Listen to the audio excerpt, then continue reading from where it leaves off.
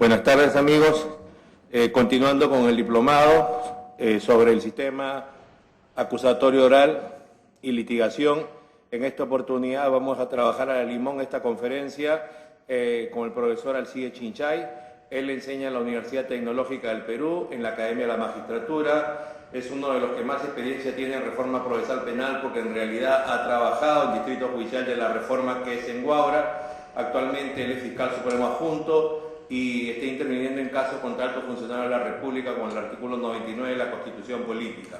Como nuestro tema es aspectos generales o visión general del Código Procesal Penal, empezaré yo efectivamente haciendo una visión en ese sentido y después el profesor Alcide Chinchay continuará. Les agradecemos mucho por su atención. Seguramente que al final la señorita encargada de la Gerencia General les dará a conocer cuál es el programa que continuará posteriormente. Cuando hablamos nosotros del sistema acusatorio oral, hay que recordar que lo que se quiere es que el juez sea un tercero imparcial y que el juez exija la verdad al fiscal, que compruebe su acusación y que haya un abogado que pueda controlar la calidad de la información que la fiscalía le da al juez. Podemos comparar este sistema acusatorio como un triángulo, donde en la punta, en el vértice, está el juez, a la izquierda o a la derecha está el fiscal, a la izquierda está el defensor, y la idea es que cada uno de estos componentes funcione como corresponda para que el sistema acusatorio oral pueda lograr cumplir su cometido. En realidad, cuando falla alguno, la sociedad no discrimina, simplemente dice que la justicia penal no funciona bien y por eso es importante que todos los actores sepan hacer su trabajo. Litigantes son los fiscales y defensores. Están encargados de cumplir dos tareas que son narrar y persuadir. Narrar es transmitir argumentaciones a los jueces y persuadir es decirle a estos que son mejores que la de la otra parte. Entonces, la idea es que en este proceso penal tenemos tres etapas para que esto se pueda ir realizando. La primera es la investigación preparatoria, la segunda es la etapa intermedia, luego el juicio oral. Algunos autores entienden también que el recurso medios impugnatorios sería otra, y por último también la ejecución de la sentencia, aunque en el código se prevé o se indica que solamente hay tres etapas. Cuando hablamos nosotros de las diligencias preliminares, los ciudadanos que consideren que son víctimas de delito pueden concurrir a la policía o a la fiscalía por la cantidad de comisarías y también por el reconocimiento de su existencia. La mayoría van a la policía, pero estos señores están obligados a comunicar a la fiscalía de estos hechos porque el artículo 65 del Código Procesal Penal establece que esta es la que tiene que diseñar la investigación estratégica. Cuando hablamos de investigación estratégica, hoy se utiliza un término que cada vez se va acentuando más en las partes y también en los jueces, que es el término de teoría del caso. Quiere decir que la Fiscalía tiene que construir un mapa sobre lo que va a hacer durante el proceso que tenga los tres componentes: el componente jurídico, teoría jurídica, componente fáctico y el componente probatorio. La teoría del caso es el corazón del litigante. El fiscal y el defensor tienen que hacer lo que esa estrategia que están elaborando está previendo, y desde mi punto de vista, cuando un fiscal o defensor toma conocimiento del caso a través de la denuncia del agraviado o por acción pública, así como el defensor conversa con su cliente, el imputado, con su familia, lo primero que tiene que hacer es una visión a dónde quiere llegar, y después de eso saber, prever, tratar de construir los pasos para llegar a esa meta. Si es que con la actividad que realice, investigativa o probatoria, es materialmente imposible llegar a esa meta, tendrá que pensar entonces en otra, porque los casos penales son una competencia de relato. Hay dos versiones en pugna y la palabra clave en un sistema de audiencia es credibilidad. O sea, la historia que sea más verosímil y que se superponga a la otra será la que el juez escoja y será la que contenga la sentencia. En función a esto también, a pesar de que el juicio oral tiene muchas garantías, vamos a ver que solo 5% de casos llegan a esta etapa. ¿Por qué? Porque se aplica lo que se llama las salidas alternativas o criterios de oportunidad, como son el principio de oportunidad, los acuerdos reparatorios a nivel de diligencias preliminares o durante la investigación preparatoria, previstos en el artículo 2 del Código Procesal Penal, o también la terminación anticipada del proceso en los artículos 468 a 471 del Código Procesal Penal.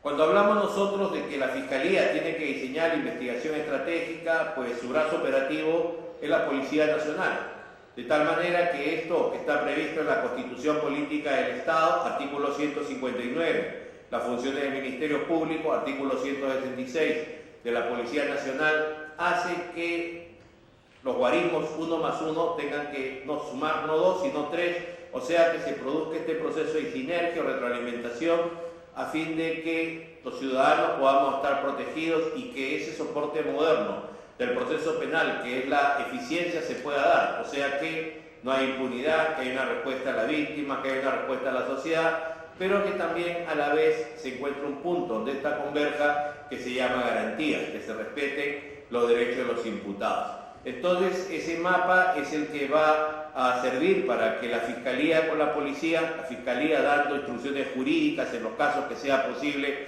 también realizando algunas diligencias en los que no delegando estas funciones, pues puedan entre ambos conseguir lo que se llaman los elementos de convicción.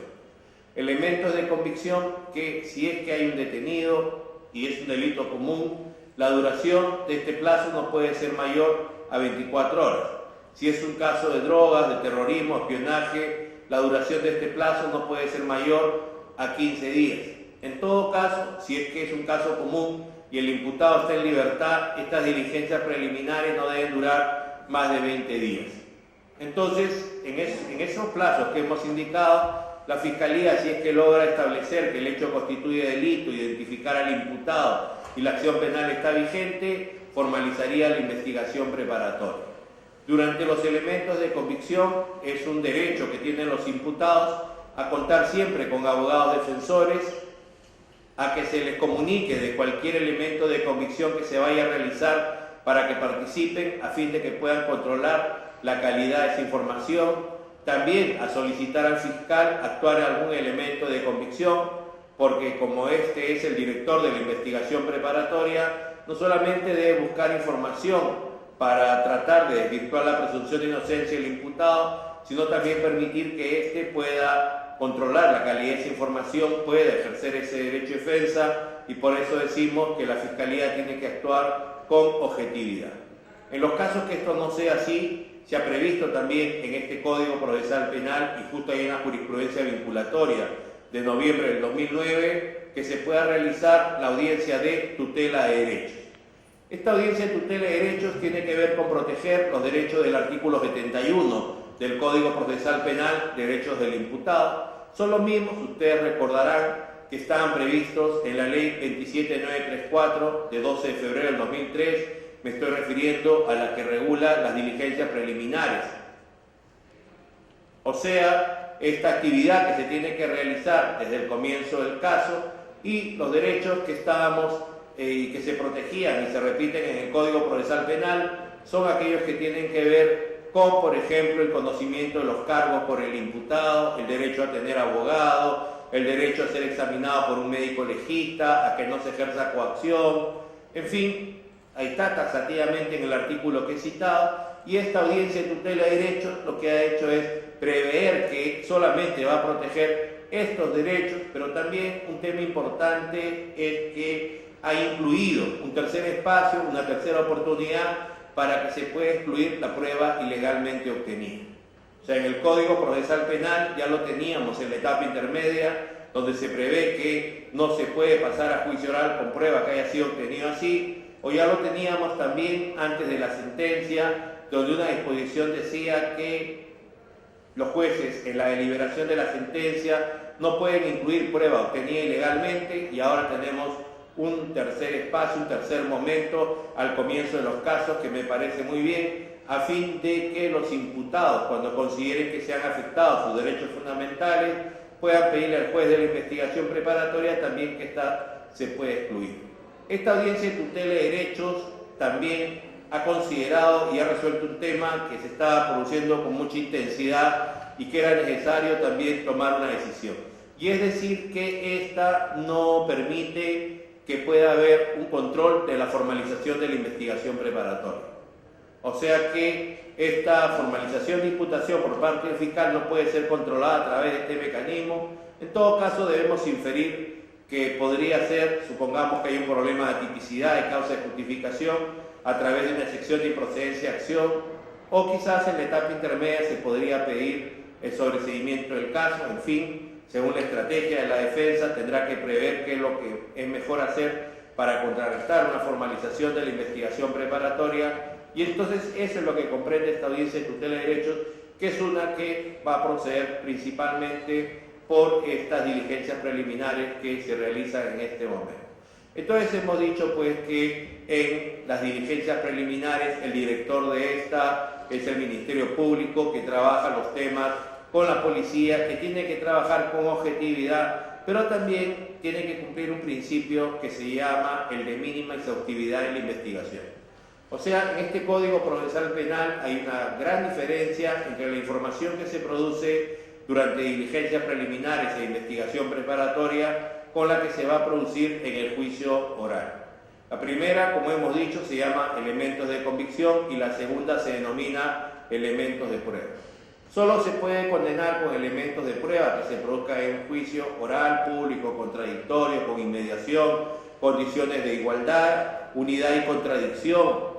Entonces, ¿por qué tendríamos que, a pesar de que la ley prevé que se formalice la investigación preparatoria, que el plazo de esta investigación preparatoria puede ser en casos comunes de 120 días más 60, ¿por qué tendríamos que utilizar todos? Si es que sabemos que con esa información directamente no vamos a poder lograr desvirtuar la presunción de imputado, sino que necesitamos que ésta se convierta en prueba en el juicio oral. Por eso es que los fiscales pueden considerar la posibilidad de no gastar sus energías al máximo durante estas etapas iniciales, sino más bien por el contrario, tratar de llegar pronto a la etapa intermedia para así poder cumplir con los requisitos que son el de que se den los elementos positivos de la teoría del delito, o sea, que se lee cada uno de los elementos de la teoría del delito, acción, tipicidad, antijuricidad y culpabilidad, y después que haya suficientes elementos de convicción para que el caso pueda pasar a juicio oral. Entonces hay que tener en cuenta esto. También, dicho sea de paso, si hay un exceso en las diligencias preliminares por parte del señor fiscal o en la investigación preparatoria, se ha establecido en el Código Procesal Penal otra audiencia que se llama de control de plazo. Control de plazo, donde entonces ahí lo que vamos a encontrar es a un defensor que le pide un requerimiento de audiencia al juez versus el abogado versus el Ministerio Público, de tal manera que el juez decida si efectivamente acá se está cumpliendo con la ley o si es que hay algún exceso. Es posible que el juez pueda considerarlo, encontrando ese equilibrio entre garantías y eficiencia, como razonable, probablemente tomando en cuenta los criterios que se han establecido en la última sentencia del TC en el caso Sánchez Miranda sobre plazo razonable. Me estoy refiriendo a un habeas corpus.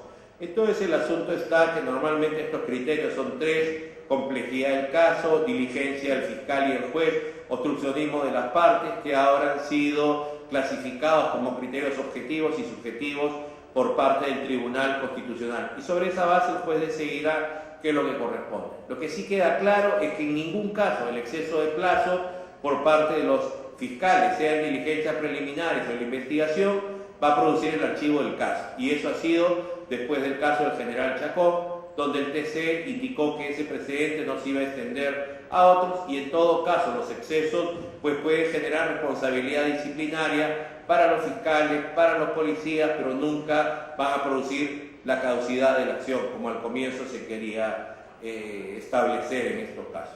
Entonces vemos cómo pues estas diligencias preliminares, donde el imputado tiene la posibilidad de controlar la calidad de la información, finalmente el fiscal decida, como indiqué, la formalización de la investigación, o en su defecto también la Fiscalía puede decidir el archivo de la imputación.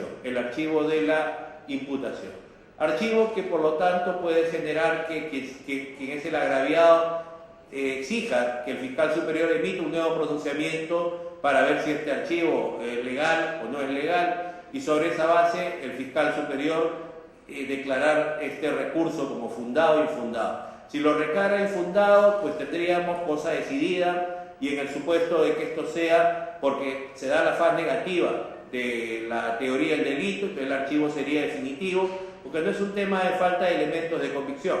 Más bien si es que se consigue un nuevo elemento de convicción posteriormente a la comisión de los hechos, mientras no prescriba la acción penal, entonces es posible que ésta se pueda reabrir. O sea, igual que en el decreto legislativo 52, concordante con el Código de Procedimientos Penales del 40. Si se formaliza la investigación preparatoria, entonces la Fiscalía puede completar información de diligencias preliminares. La idea es que no se repita esta, si se pueden ampliar algunas declaraciones o que se puedan realizar otras nuevas, pericias, pruebas documentales, en fin, no hay un número taxativo de medios probatorios o de elementos de convicción, son los que la Fiscalía considere, pero siempre debe ponerse en conocimiento de la defensa del imputado para que pueda ejercer su derecho de defensa. En el interín de la investigación preparatoria existen un sinnúmero de audiencias, como podría ser, por ejemplo, las audiencias de medidas de coerción personal, ¿no? Prisión preventiva, comparecencia con restricciones. Siempre los jueces ya no pueden dictar de oficio estas medidas, es la Fiscalía la que tiene que rogarlas, tiene que solicitarlas. Por otro lado, también los defensores podrían plantear peticiones, como podría ser, por ejemplo, falta de objetividad por parte de la Fiscalía cuando no acceda a algún elemento de convicción que genere o que pueda perjudicar la actividad del Ministerio Público. Puede ser también que se pueda requerir medios técnicos de defensa, cualquiera de los 5, se mantienen los mismos del Código del 40, con la diferencia en el nombre de la de naturaleza de acción por improcedencia de acción. Y bueno, en fin, hay muchas audiencias que se puedan realizar durante esta etapa. Entonces la idea es que la investigación preparatoria pueda proveerle al fiscal una cantidad suficiente de elementos de convicción que le permita en la audiencia de intermedia poder lograr cumplir con los requisitos que se exigen en el artículo 349, de tal manera que así, versus el defensor, pueda lograr que el juez considere que se debe dictar el autoenjuiciamiento y que este caso debe pasar a juicio oral. En todo caso, el juez tiene muchos poderes durante la etapa intermedia, porque incluso si la defensa no sea la idónea, el juez podría de oficio considerar que efectivamente falta un elemento de la teoría del delito, no hay una cantidad suficiente de elementos de convicción y podría archivar el caso. También podría ser que la Fiscalía no haga un requerimiento de acusación, sino haga un requerimiento de sobreseimiento, en cuyo caso igual vamos a una audiencia y el juez también podría discrepar y podría disponer que esto se eleve al fiscal superior para que finalmente él, como titular de la acción penal pública, decida si el fiscal acusa o se da por sobreseído definitivamente los casos. Cuando ambos fiscales están por el archivo definitivo del caso y ya venció la investigación preparatoria, entonces los jueces simplemente tenemos que dictar un auto de sobreseimiento, porque hay sendas sentencias del Tribunal Constitucional y también de la Suprema Corte que han resuelto en ese sentido, porque si el Ministerio Público quiere dar por finalizada la persecución penal del delito, los jueces en un modelo acusatorio no podemos obligarlos a que ellos insistan en la persecución. Entonces tenemos pues que este es un sistema mixto, podríamos decir, porque está bien que se haya instalado un sistema de audiencias, pero en primer lugar debemos tener en cuenta que para tener derecho a la audiencia debemos hacer una solicitud por escrito.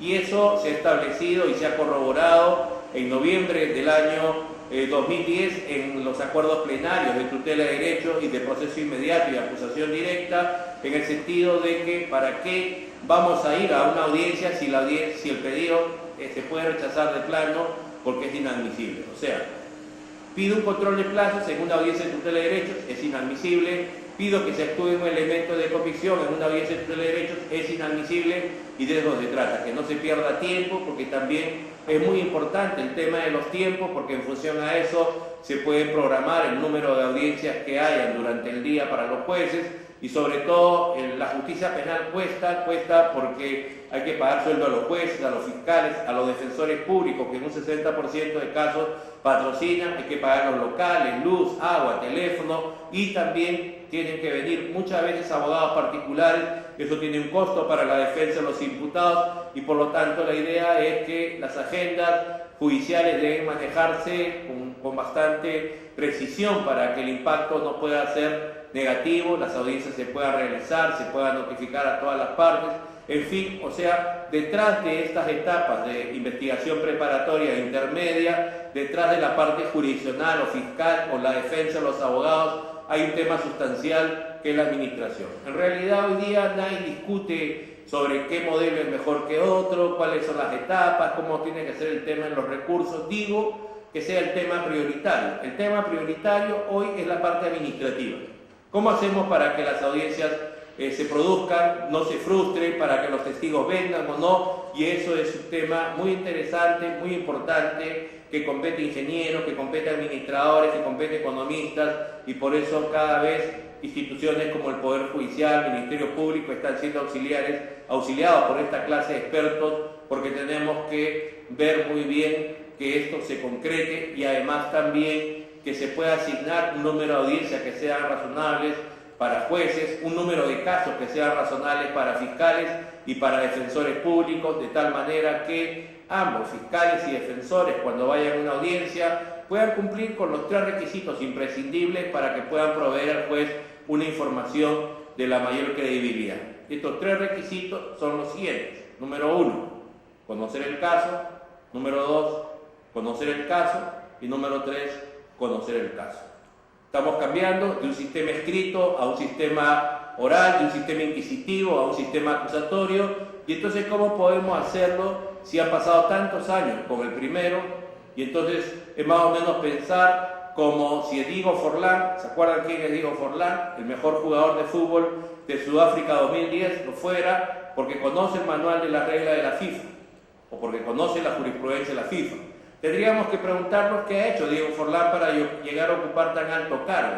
Y creo que los 2 temas anteriores no solamente es a lo único que se han dedicado, y si lo han hecho, seguramente que está bien, pero en poco tiempo. El mayor tiempo, ¿a qué se ha dedicado Diego Forlán? ¿Dónde desarrolla su actividad? ¿Dónde está todos los días? Está en las canchas de fútbol. ¿Y qué es lo que hace? Sigue las instrucciones de sus entrenadores, o sea, identifica buenas prácticas, las repite, identifica malas prácticas, las elimina. Por lo tanto, esa es la idea. La única forma en que fiscales y defensores y los jueces también podamos operar en un sistema acusatorio oral contradictorio y podamos dejar las prácticas inquisitivas para pasar a unas prácticas acusatorias es realizando 3 cosas. ¿Cuáles son las 3 cosas? Número 1, practicar. Número 2, practicar. Y número 3, practicar. Lo que yo pueda haber dicho hasta ahora puede ser poesía, frente a lo que va a decir el profesor Alcides Chinchay. Él, Diego Forlán, ha jugado en la cancha, ha jugado en Guaura. En Guaura empezó la reforma procesal penal hace 5 años, y hace 5 años creo que los profesores, los fiscales, los defensores y los jueces empezamos recién a jugar como amateur. Han pasado 5 años y la verdad no sé si habremos ascendido o no habremos ascendido, pero en la única posibilidad que podemos lograr nosotros poder trabajar en un sistema acusatorio, no solamente haciendo prácticas en la Academia de la Magistratura, en los colegios de abogados, en las universidades, porque los litigantes no se hacen en simulaciones. Los litigantes se hacen en cancha de verdad, y las canchas de verdad son los tribunales. Seremos más fiscales, seremos más defensores, seremos más jueces en función al número de audiencias que tengamos en nuestra carrera. O sea, horas de vuelo. ¿Cuántas veces volaste? ¿Cuántos partidos tienes en tu haber? ¿Por qué? Porque los que fueron a audiencias saben que ninguna audiencia es igual que la otra. Por más que todas sean de prisión preventiva, se presentan incidencias que uno ni se imagina. ¿De qué depende que las puedas sortear? Aparte de conocer el código, conocer la doctrina, conocer la jurisprudencia. Depende de tus horas de vuelo, depende de tu experiencia. Los invito entonces ahora a volar Alcides Chinchay. Dejo en el uso de la palabra en esta segunda conferencia denominada Aspectos Generales sobre el Código Procesal Penal, donde él va a trabajar también dando pinceladas sobre el tema del juicio oral y cualquier otra información complementaria. Me despido de ustedes. Muchas gracias, amigos. Dejo a ustedes con el uso de la palabra al profesor Alcides Chinchay.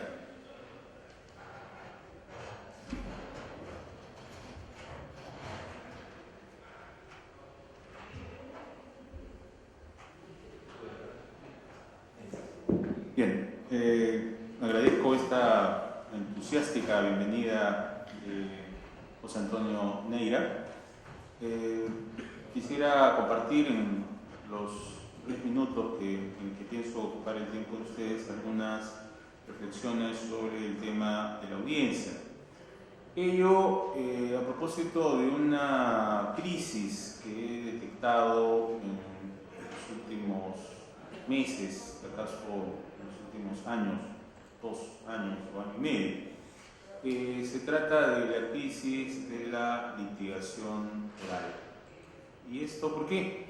José Antonio ha expresado hace unos minutos que estamos en un modelo mixto, y un modelo mixto tiene algunos componentes de nuestro pasado procesal y tiene algunos componentes del nuevo modelo.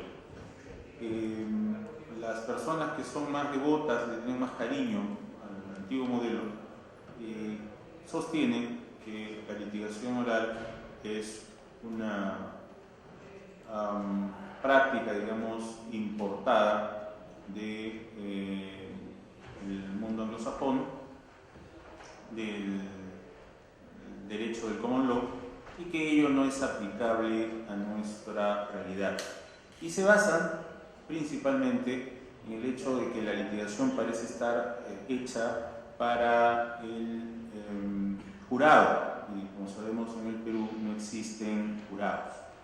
Al no haberlos, al trabajar la justicia en el Perú con jueces profesionales, suele ser habitual en un juez profesional decir que las técnicas de litigación parecen ser más bien recursos histriónicos propios de alguien que quiere impactar sobre un jurado, y no, digamos, el uso del lenguaje propio y estrictamente jurídico y técnico para temas que se tienen que tratar ante un juez profesional. No obstante ello, yo quisiera remarcar que el lema comercial de una conocida marca de impresoras es aplicable también al mundo de nuestro proceso penal, que está basado sobre jueces profesionales y no sobre el jurado. El lema decía: nunca hay una segunda oportunidad para causar una primera buena impresión. Y en ese sentido, las técnicas de litigación no son histrionismo, no son técnicas dramáticas o melodramáticas para impactar sobre el juez, sino que son maneras de hacer llegar nuestro mensaje de manera apropiada. La teoría de la comunicación ha establecido que cuando nos comunicamos verbalmente entre seres humanos, no más allá del 15 al 25% de nuestro mensaje está compuesto por las palabras que decimos. El resto del impacto que causamos con nuestra comunicación verbal sobre la otra persona está hecho por el lenguaje no verbal. O sea, no lo que decimos estrictamente, sino cómo lo decimos, con qué entonación lo decimos, con qué seguridad lo decimos, etc. Debido a ello, y asumiendo la verdad del orgullo de que nuestros jueces son también seres humanos, no pueden ellos estar ajenos a eso. Entonces, las técnicas de litigación no apuntan, repito, a hacer histrionismo barato frente a un juez profesional, sino a viabilizar de mejor manera un mensaje con contenido. Evidentemente, el mensaje con contenido tiene que ser hecho por un litigante, fiscal o defensor, que conozca su caso, conozca el ordenamiento jurídico que habla de su caso, conozca su prueba, y sobre la base de ello, obviamente, va a estar la litigación. El que no tiene nada, el que no está preparado como litigante, como investigador de su caso, como profesional del derecho, obviamente, por más que tenga técnicas de expresión, no va a transmitir nada. Y en ese sentido sí habría que concordar con los críticos de la litigación oral, porque una persona hueca, una persona vacía, pero con buenas técnicas, no va a transmitir nada y obviamente no va a ganar su caso. Quisiera hacer algunas reflexiones, algunos comentarios con ustedes alrededor de estas técnicas de litigación. Quisiera empezar con una comprobación un poco desolada. Y esta comprobación desolada es que nuestro código no propende que todo se resuelva en base a la oralidad.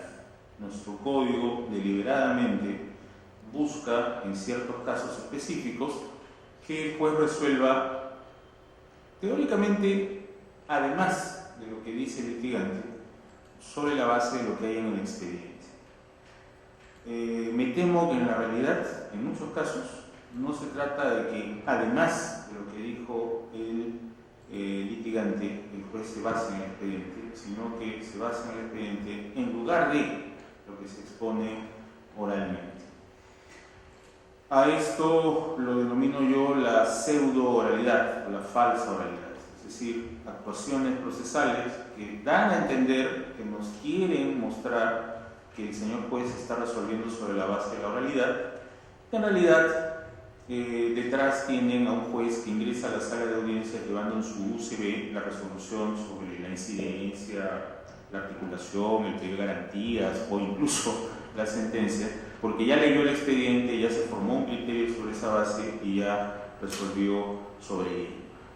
El primer piso, digamos, de esta construcción, en opinión mía incorrecta, es la mera existencia del expediente. Ya el solo hecho de que exista el expediente, de acuerdo con el artículo 137 del nuevo código, ya nos aleja sustancialmente y en mi criterio negativamente de un modelo verdaderamente reformado. La idea de un modelo reformado, creo, se centraba alrededor de ese punto fundamental, que el juez estuviera obligado a basarse única y exclusivamente en lo que escucha a las partes. Ya el solo hecho que existe expediente judicial nos dice que eso no va a ser así. Habría entonces que revisar, que replantear a qué nos referimos con juez contaminado, una frase que se ha usado mucho en los distritos donde se aplica el nuevo código, y el juez suele tener una serie de precauciones que han sido recusadas, han sido rechazadas por insignes expertos en la reforma, obviamente del lado conservador, que dicen que eso no es contaminarse, que el juez reciba un expediente, que el juez lea y revise el expediente incluso antes de la audiencia, no supone ninguna vulneración a los principios del código. Habría que decir, bueno, en la medida que existe el expediente, por algo debe ser. Entonces, si la idea fuera que el juez se basara única y exclusivamente en lo escuchado a las partes, no tendría expediente, y ya sabemos que eso no es así. Además del 137 tenemos otros lugares del código donde ello se establece. Por ejemplo, muchos operadores no se han dado cuenta que detrás de la calificación judicial de la terminación anticipada hay ya una necesidad lamentable en mi criterio de que el juez revise el expediente. ¿Y de qué se trata ello? Ya sabemos que, parafraseando el nombre de un conocido restaurante que se llama Cuarto y Mitad, la terminación anticipada funciona sobre tercio y sexto, no cuarto y mitad, sino tercio y sexto. El texto del 471, por haberse acogido al proceso de terminación anticipada, un sexto de la pena, nota pie de página, escuché preocupantemente a un ex alto funcionario del Poder Ejecutivo en el gobierno anterior y actual integrante del Poder Legislativo, decir que se aplica el que se acoge un sexto de la pena, y esto supone incluso una ignorancia supina sobre el contenido del código. El código no dice que al que se acoge se le da un sexto de la pena, dice que se le rebaja un sexto, que es totalmente distinto, no es distinto. Además de que no es, digamos, la pena abstracta, es la pena concreta, de allí es donde se hace una rebaja de un sexto, no que se rebaja a un sexto. Y el tercio está dado por la confesión sincera, ¿no? Esta confesión ya no se apellida sincera en el nuevo código, sino que se llama confesión, está en el 160 del código, y el artículo 161 da las reglas de rebaja de pena para el que confiesa. Y obviamente, como ya lo sabemos, la confesión no es útil para el proceso, en tanto que haya otro material probatorio que incrimine al confesante. Si ya ha sido capturado en flagrancia o si hay prueba contundente en su contra, ya no nos interesa que confiese. Confiese o no confiese, esta persona ya es candidato fijo a una condena penal. Entonces, recibirá hasta un tercio si es que su confesión ha ayudado sobremanera a esclarecer los hechos.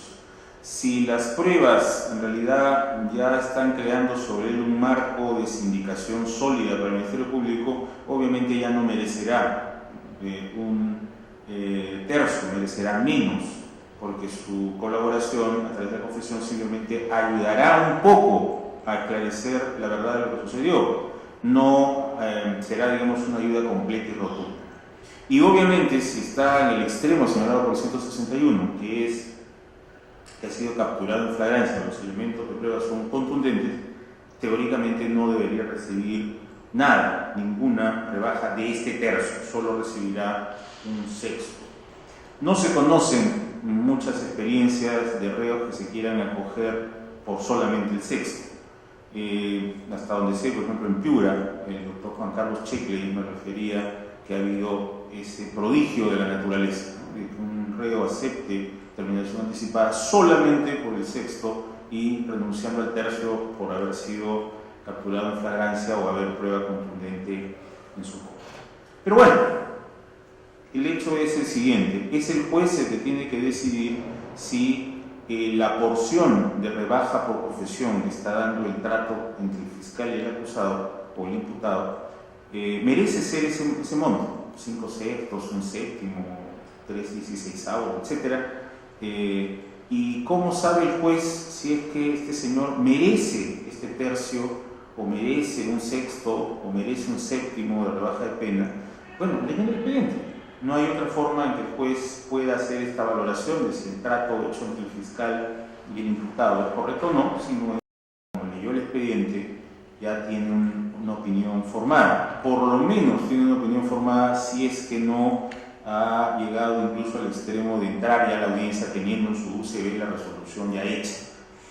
Esto lo detecté en un caso que me pasó en una audiencia de prisión preventiva, en la cual la solicitud escrita hecha por un colega tenía una determinada cantidad de elementos de convicción para vincular al imputado con el hecho en materia de proceso.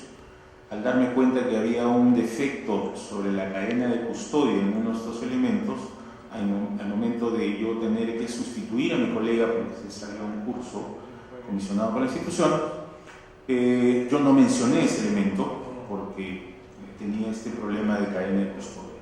Me sorprendió mucho ver que el señor juez, al momento de resolver, al poner los considerandos sobre los cuales el Ministerio Público había solicitado la prisión preventiva, mencionó ese elemento que yo no había citado en mi exposición oral. Sufrí una honda decepción. Me di cuenta de que pude haber recitado chistes infantiles, o pude haber recitado el Fausto de Goethe, o contado chistes, hubiera sido exactamente lo mismo. El señor juez ya tenía un criterio formado sobre la base de lo que había leído en el expediente. Esta pseudo-oralidad es más peligrosa, como podemos comprender, que la medio-oralidad, porque por lo menos la medio-oralidad está expresamente, abiertamente puesta en nuestro código y bueno, el litigante tomará las providencias que estime convenientes al respecto. Pero ¿cómo defenderse de la pseudo-oralidad, ¿no? De esta audiencia que simula estar escuchando a la parte, pero que en el fondo el juez ya tomó su criterio sobre esa base? Personalmente considero, y creo que no seré el único al respecto, que debería haber una reforma por supuesto hondamente debatida entre los ámbitos judiciales, fiscales y académicos en ese sentido. Debe ser, como ha dicho José Antonio, que yo soy un aplicador, digamos, de la primera hora del código, tal vez por esta deformación en mi historia profesional, que yo soy decididamente partidario de la oralidad. Nada me parece más hermoso, permítanme el adjetivo, que ver a un juez haciendo jurisdicción, o sea, diciendo el derecho, así, de viva voz, una vez que ha terminado de escuchar a las partes, ¿no? Eso me parece, en lo personal, sumamente importante. Esto sin perjuicio de una discusión que hay alrededor de si basta eso, basta que el señor juez recite, proclame el derecho a la jurisdicción, digamos en vivo, a capela, sin red, sin ensayo previo, sin anestesia, tan pronto las partes terminan de hacer sus alegatos. La discusión es si además de eso el señor secretario tiene que estar tomando nota minuciosa, tiene que plasmar el tenor de la resolución palabra por palabra, coma por coma, y el juez después firmar esta acta que contiene en su texto ya el contenido de la resolución así literalmente, o no. Hay toda una discusión al respecto. Permítanme guardar un pudoroso silencio al respecto, porque justo ante el colegiado que integra José Antonio se está tramitando una casación justamente sobre ese aspecto, ¿no? Si debe o no debe plasmarse la resolución recitada de viva voz en el acta literalmente o no. Esto me evidencia para mí la capacidad, la idoneidad del señor juez, me habilita, digamos, un cierto acercamiento del señor juez a la litigación oral. Es sumamente curioso, se lo he dicho a José Antonio, que uno de los más grandes expertos, si no el más grande experto peruano sobre litigación oral es el juez, cuando teóricamente, según la teoría del caso, el juez no hace litigación oral. Todos los demás sujetos procesales hacen litigación, pero el juez no. Y sin embargo, el mayor experto en el Perú de litigación es un juez, José Antonio. Pero creo que sí, creo que algo de litigación, alguna reminiscencia de litigación hay en este juez que es capaz de hacer eso, ¿no? De proclamar el derecho de viva voz a capela, tan pronto las partes terminan de exponer sus alegatos. Esto para mí evidencia que realmente estamos trabajando sobre oralidad, es decir, el juez está resolviendo sobre lo que ha escuchado a las partes decir y alegar. Otro problema que es problema desde el punto de vista de litigación, no es un problema desde el punto de vista del código. El código, para bien o para mal, en mi criterio para mal, tiene ya fijada una posición al respecto. Es el orden del interrogatorio del acusado. La litigación oral es bien clara y bien sencilla sobre eso.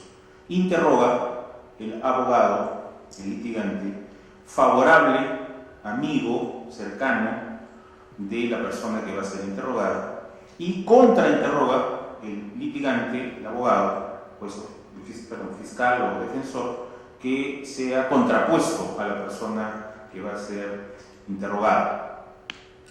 Por lo tanto, al acusado, si es que decide declarar, pues sabemos que el acusado tiene el derecho humano fundamental a guardar silencio, a no responder las preguntas que se le hagan. Quien debería interrogarlo, según la teoría de litigación oral, es su abogado, y quien debería contrainterrogarlo debería ser el fiscal. Nosotros, el anterior modelo, hemos importado la idea de que quien interroga al acusado es el fiscal, y esto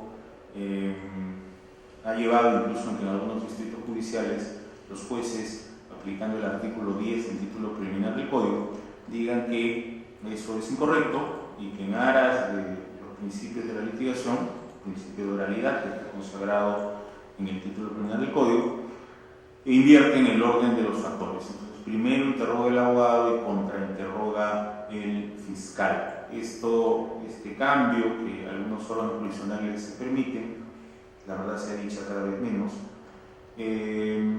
evidencia que hay pues un desfase en nuestra capacitación. La mayor parte de los operadores nos hemos formado en litigación oral, incluso con instructores extranjeros, y esto es chocante respecto de un operador que no se ha formado en litigación, que solamente va al texto de nuestro código y obviamente tiene una lectura distinta del código. Nuestro código no es tan proclive, tan cercano a la litigación como les gustaría a muchos de los operadores. Entonces hay una discusión que cada vez es menos abundante, cada vez más los órganos están más cercanos al texto del código. Decir que en nombre del artículo 10 se puede autorizar que un órgano jurisdiccional invierta el orden del interrogatorio. Creo que debería ser así, pero creo que hay que preguntarnos si acaso ello no merezca una reforma normativa. De reforma normativa que en estos momentos no se ha dado. Entonces queda abierta la discusión de si, no habiendo la reforma normativa, basta el texto del artículo 10 del título preliminar para en nombre de ello poder hacer ese cambio en sede pretoriana, es decir, por interpretación jurisdiccional. Otro tema que también litigación oral y el código no parecen convergir es el tema de lo que yo llamo cuéntame la historia de tu vida. ¿Y a qué me refiero con esto? Me refiero a que nuestro código quiere que el testigo,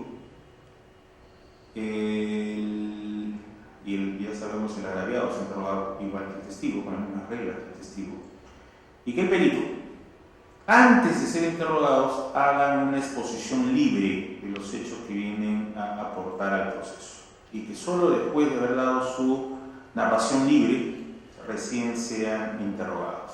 Esto genera algunos problemas, y el problema es que, justo según las técnicas de litigación, uno puede formular oposiciones a los supuestos en los cuales las preguntas se estén disparando por materias que no son el objeto del debate y del proceso.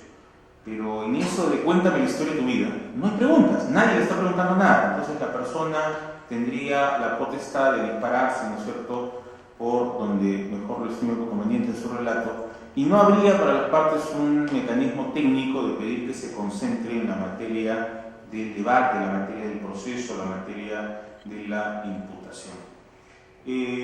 La teoría de la litigación parte de un esquema ideológico completamente distinto. Este esquema ideológico es el declarante, sea agraviado, sea testigo, sea perito, no viene a traernos la verdad real, viene a traernos la versión que el litigante que lo trae tiene que traer, que aporte.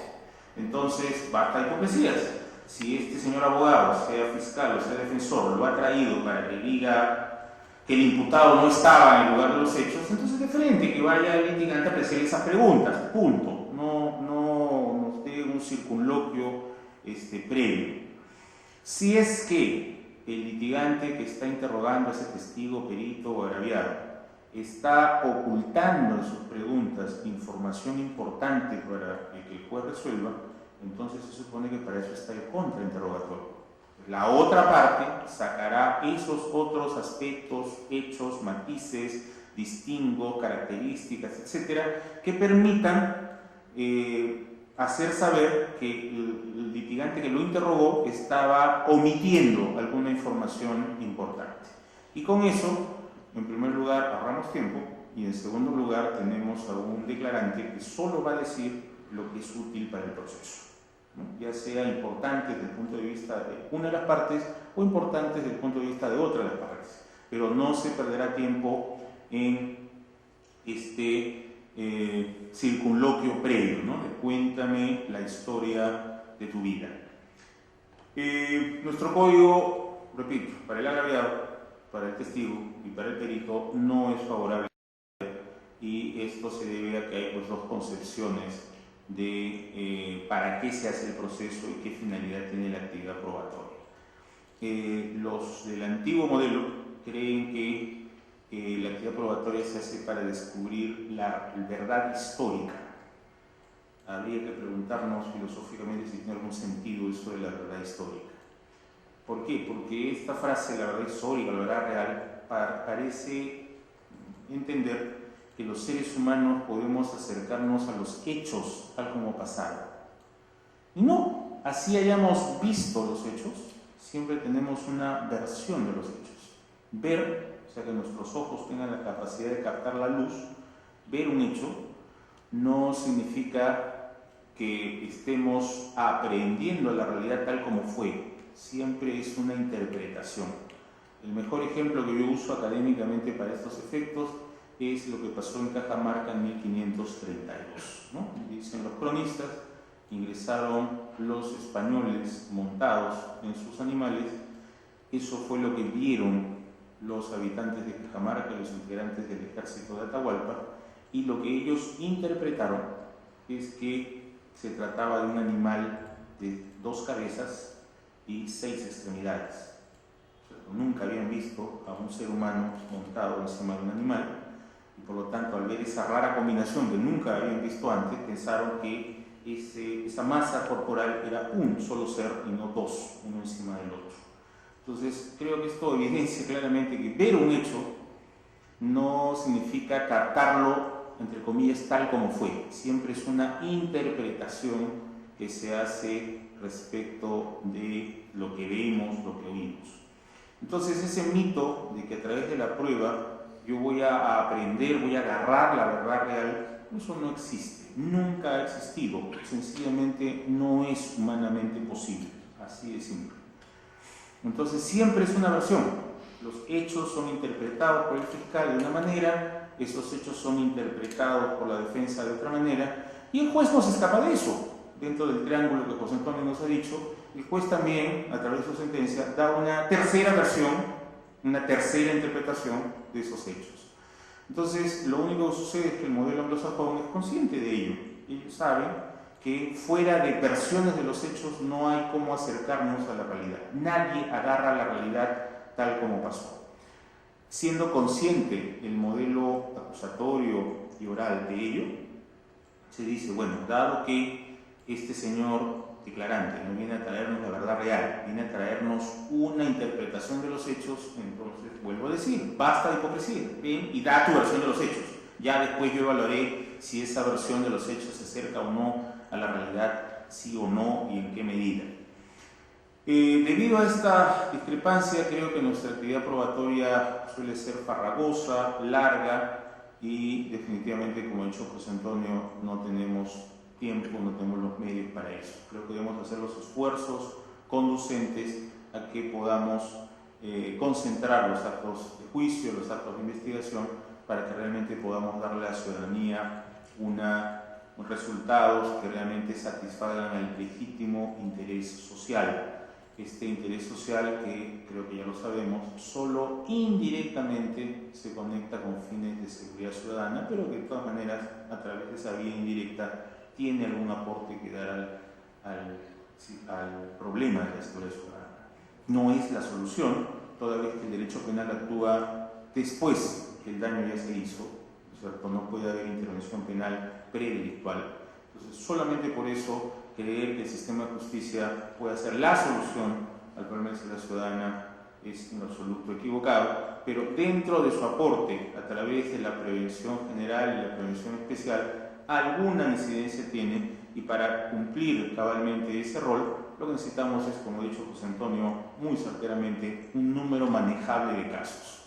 Y esto implica que los casos sean también en sí mismo breves.